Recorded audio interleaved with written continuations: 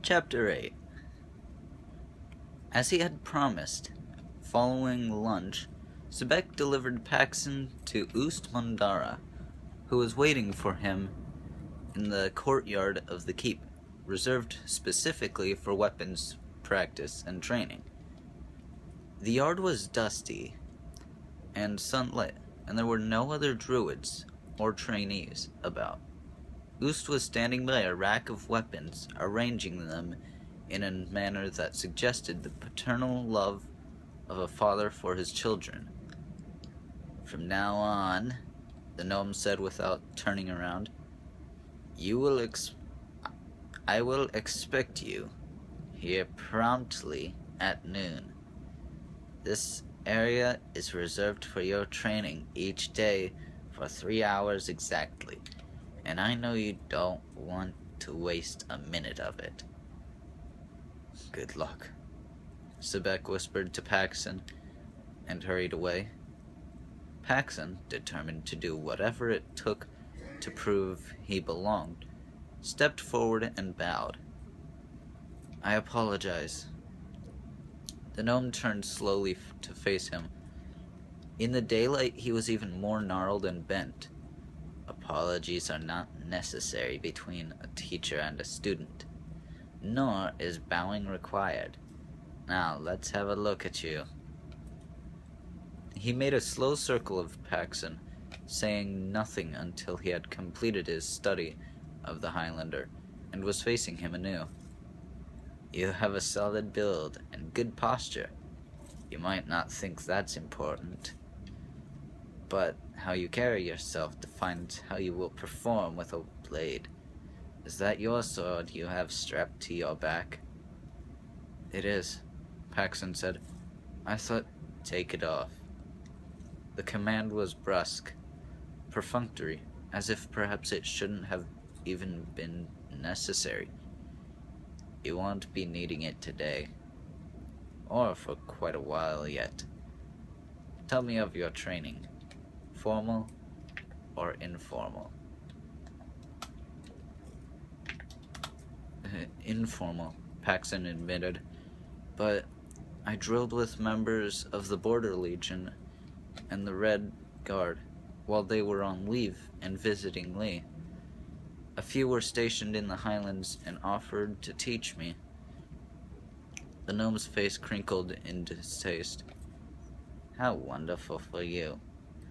But your education here will take a slightly different direction. I am sure you know how to use your sword in at least a rudimentary way. I am sure you could defend yourself if need be. I am equally sure that once you discovered your sword possessed magic, you began thinking you might never again need to worry about fighting an average sort of battle. You could just use magic if things got too rough." Paxson almost said no, just to be perverse, but instead he nodded. "It crossed my mind. But obviously you don't approve." "Obviously I don't. That sort of thinking can get you killed. Magic is a wonderful thing, but it is unpredictable and treacherous. It cannot be relied upon 100% of the time, and it only needs to fail you once to put an end to your life. An ordinary blade, on the other hand, is always constant. Learn to use it and you have only the limitations of your education and skills to hold you back. My job is to provide instruction that will allow you to know, going into any battle, what you can expect from your weapon and yourself. If you are forced to fight, you want no hesitation. Am I making myself clear?" "Very." He reached back and released the buckle that held his sword and sheath in place, and removed them. "Give them to me, please," Ust Mandara ordered, and he held out his hand. Again, Paxson almost declined. but what he hoped was a good judgment and common sense overruled his reluctance, and he gave up the weapon to the gnome. Oost took it from him, balanced it in his hand, drew out the blade, and examined it from every angle, struck a combat stance against an imaginary foe, and sheathed the blade once again. He carried the sword over to a rack, hung it from a peg, and walked back again. "That is a very fine weapon, young Paxson. Perhaps too good a weapon for you. That remains to be seen. At the very least, you owe it to yourself to become a swordsman worthy of such a blade. You owe it to those who carried it before you to be their equal. Let that be your goal in the time we are together." He paused. "Now, walk over to that barrel, pull out one of those wooden swords, and follow me." With a final reluctant look at his own weapon, Paxson did as he was told. The swords in the barrel were battered and unwieldy, and appeared to have been used by thousands of hands before his. Feeling less than enthusiastic, he chose the best of the bunch, and rejoined Oost, who was standing by an odd contraption a few yards away. It was a 6-foot-long log embedded upright in a circular platform that rested on wheels. It was shaped to resemble a human, with poles for arms attached to the makeshift body by heavy springs and a head consisting of a helmet set upon the upright end of the pole. A wooden sword, similar to the one Paxson held, was tightly attached to one of the pole arms. "Meet Big Oost," the gnome announced, gesturing toward the creature. "He will be your sparring partner until you can knock his helmet off with your wooden sword. He will be my surrogate in this early part of your training." He caught the look that passed across Paxson's face and laughed. "What, you thought you would train with me, personally? But look how small I am. What chance would I have against someone as big and strong as you? You try your luck with Big Oost first. Who knows? Maybe you will get a chance at me quicker than you think." Paxson didn't know what to say. He stared at the gnome and then at the contraption. "Just hit it?" "Wherever you can." Paxson eyed Big Oost warily. "This isn't what it seems, is it?" "Nothing much is when it comes to fighting an enemy. You are right to be wary." The gnome smiled crookedly. "But do something anyway. This is just a lesson." Paxson took a guarded stance, and Big Oost immediately mimicked him, bringing its wooden sword about in guarded fashion. Paxson hesitated and then swung a mighty blow at the other's helmet. But Big Oost's sword blocked it so quickly that Paxson's sword arm shuddered from the force of the blow. The Highlander tried again, this time with a feint and a follow-up thrust. Again he was blocked. He went into a crouch, angry now, circling the contraption, watching it follow his efforts smoothly, rolling on its wheeled base, always keeping Paxson in front of it. 3 more times the Highlander tried to get past the machine's guard, and 3 more times he failed. He stepped back, winded and frustrated, his arm aching. "How does it do that?" "Magic," Oost Mandara replied. "How does it feel to be on the receiving end? But you have to expect the worst and be ready for it every time. Take nothing for granted. Expect the unexpected. Take me, for instance. I am a weapons expert who trains others, but I also have the use of magic. I animated this pile of wood and metal and infused it with a generous portion of my own combat skills. I have no desire to wear myself out on those who can't defeat an inanimate hunk of spare parts. You will spend the rest of the day looking for a way to break through its guard. If you fail, which I fully expect you will, tomorrow will be another day of the same. I will offer helpful hints when I can.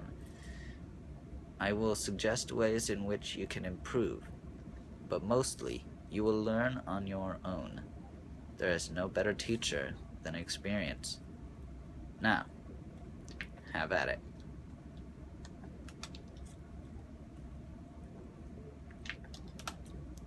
So Paxson did, renewing his attack on Big Oost, slowly accepting that the machine was better at protecting itself than he was at attacking it.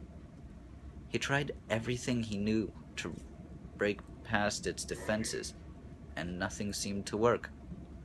All the while, Oost Mandara stood by watching.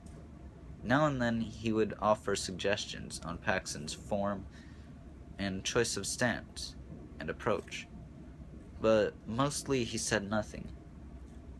Every 15 minutes or so, he would call a halt and let Paxson have a short rest and as much water to drink as he wanted. The 3 hours went by more quickly than the Highlander would have expected, and he was surprised when Oost called a halt to the day's training. On the other hand, he was so sore and winded from his efforts, he could barely stand. A hot bath with plenty of soaking, a good dinner with ale to wash it down, and a solid night's sleep will help. The gnome retrieved the sword of Lee and handed it to him. You can leave that in your room tomorrow. As I said, you won't need it for a while. What you need first is a better understanding of your shortcomings. He gave a perfunctory wave as he walked off. Remember, noon sharp. Paxson soon discovered that 3 hours of attacking Big Oost had left every part of his body aching. His sword arm, in particular, hurt so badly that even lifting it was a problem. He took the bath as suggested, lying about in the water until it was cold, and then dressed and wandered down to the dinner table. He found Sebek sitting with Eveline at one end of a long table, both of them grinning. How's the sword arm? Sebek wanted to know. Need me to help feed you? Eveline asked, laughing. He laughed along with them, but even laughing hurt. Did you have to go through this? He asked them. Does everyone have to train with Oost? Druids don't train with weapons unless they are warrior druids, and we have very few of those, Eveline said. Her lean face bent close to her food, as if she was afraid it might get away from her. There hasn't been a single one since I came to the Order 5 years ago. Training is reserved mostly for those in the Druid Guard, and when Oost decides it is necessary for men and women like yourself, who are asked to serve as protectors and paladins for the Order. Well, how many of those are there? Paxson demanded. Sebek cocked an eyebrow. None right now. The last was several years ago. He didn't complete the training. It's rigorous, I hear. Then he and Eveline began laughing anew, trying to muffle it, but failing miserably. Look on the bright side, Paxson, Eveline declared. You've got no competition. You've got the field to yourself. Paxson nodded along agreeably, and finished his meal quickly so he could go off to bed and suffer alone. The following morning, Sebek took him up to the cold room and let him have a look at the scry. Paxson was still sore, but feeling better after his night's sleep, ready enough for the afternoon weapons practice, and confident that he wouldn't have to limp through it. It climbed to one of the highest floors in the main building, and down a long hallway past many closed doors to one that looked the same as the others, but wasn't. Inside, a huge stone basin, resting on a circular riser, housed the scry's magic-infused waters. A single druid sat next to the basin, keeping watch, monitoring its responses, or, in this instance, its lack thereof, because nothing was happening. Nodding a greeting to the other druid, Sebek offered a brief explanation of how it all worked. The basin bottom was inscribed with an intricately drawn map of the four lands and surrounding bodies of water and scattered islands. If magic was used anywhere within the four lands, it would register within the waters, sometimes as ripples on their surface, and sometimes as a boiling deeper down. Now and then there would even be changes of color. "This is how we first learned about your sword," Sebek said, "when you ignited its magic. In your confrontation with Arcanon, it revealed its presence in the scry waters. We followed up from there." "So the response of the waters varies according to the strength of the magic extended?" Paxson asked. "The amount of turbulence is directly proportional to the nature of the magic used, and you can read the nuisances?" "Pretty much. A weak usage might not even register, but we aren't really looking at those incidents in any case. We are mostly interested in the stronger ones, because they indicate a more powerful form of magic and the possibility of greater danger to anyone close. The reaction to my fight with Arcanon must have been fairly dramatic." Sebek cocked an eyebrow. "Enough so that the Ardris was summoned immediately. The search to uncover the source of the magic was begun that very night. We found Arcanon quickly enough. It took a little longer to find you." "How did you find me?" Paxson pressed. "How did you even know I had been to Dark House?" "Oh, that wasn't that hard. At the direction of the Ardris, I flew to Wayford and asked around. We have people living there, friends of the Druids, who keep us informed. Once we knew of Arcanon's involvement, one of those friends advised me that the sorcerer had just that day flown in from Lee with a new girl for one of his pleasure houses. When I spoke with the airfield manager, he pointed me toward the boy Grayling. He told me about you." Paxson pursed his lips doubtfully.